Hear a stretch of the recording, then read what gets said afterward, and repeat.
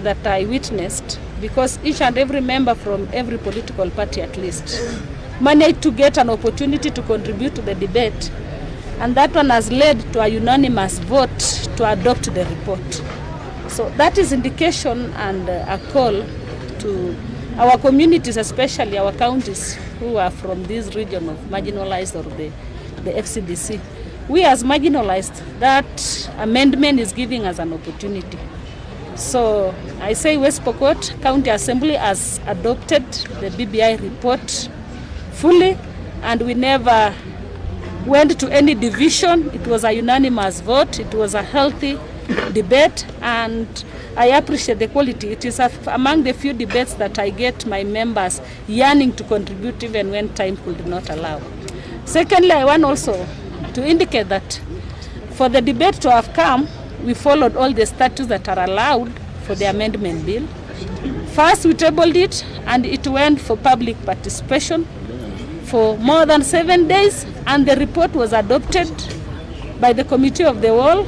Hence, it saw its way to the floor of the House. So I think it's a responsibility to indicate to the press that now signing the certificate of acceptance of the report, and we will be among the many county assemblies that will have adopted. And I want also to appreciate the presence of our dignitaries. His Excellency the Governor managed to sit with us, and MP from Pokot South, who also made his way all the way from Nairobi, being a sitting day for Parliament, to come and witness. And that is not to indicate that my MCAs were intimidated. Never in any way.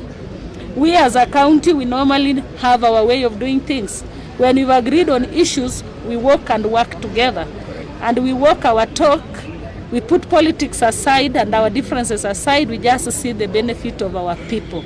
And the public participation gave us that mandate that let us go and adopt the report. We give the public the responsibility to vote. Because among the public, we have... Tumepata 35%. Sisi wa Pokot hapa, by the way, wa Pokot, almost 99% of Pokot are polygamists. Wako na watoto wengi sana. Wengine wako 15 kwa secondary school. Sasa napata shida ya bursary. Kwa hivyo inamaanisha hata wa Pokot sasa tunasema sasa we have to be free. Mambo ya family planning wachana nayo. Wa Pokot ni wachache, tunataka kuwa wengi. Sababu tunataka Pokot moja kesho awe president. Lakini ya maana 35%. Hiyo tulisema kweli zaidi. Hiyo tumesema zaidi. Kwa sababu gavana alileta formula ya kusema kila mtoto ya Pokot apate bursary. Tungeona kama ikienda 35%, watoto ya Pokot sasa itaenda 50,000 ama 40,000. Na hiyo mambo ya MCS kupata CDF yao. Unajua sasa MCA anapata 5% CDF yake. Sasa MCA atakuwa na committee yake. Kwa hivyo hiyo ni mambo mazuri ambayo sisi wenyewe tunaona kama jamii wa Pokot. Ya pili na ya mwisho, the statement that was made in county assembly today is history. Ni historia. Na ile historia sisi nataka kama wa Pokot, ni sisi kama wa Pokot ni jamii ndogo, na tunataka tu kuwa katika jamii za Wakenya wengine ambazo watapitisha BBI. We don't want to be isolated as a community. Unajua wa Pokot, kama watu ni marginalized, you cannot marginalize yourself by isolating yourself from the community of nations called Kenya. We want to be part of that, and that is the message the Pokot community is speaking. Finally, raia sasa hii kitu iko nakuja kwenu. Tutakuja bunge, mimi kama mbunge, mimi I will vote yes for BBI in National Assembly. Ningependa kusema kuanzia hapa. Na hiyo message imetoka kwa MCs wetu na Wapokot wetu. Kwa hivyo that statement I'll take to National Assembly. Mimi naitwa Paul Kamama. Mimi ni chairman ya bunge ya mwananchi Jakaranda, na nimekuja leo kushuhudia vile MCS waliweza kupitisha hiyo mswada ya BBI kwa hii kaunti.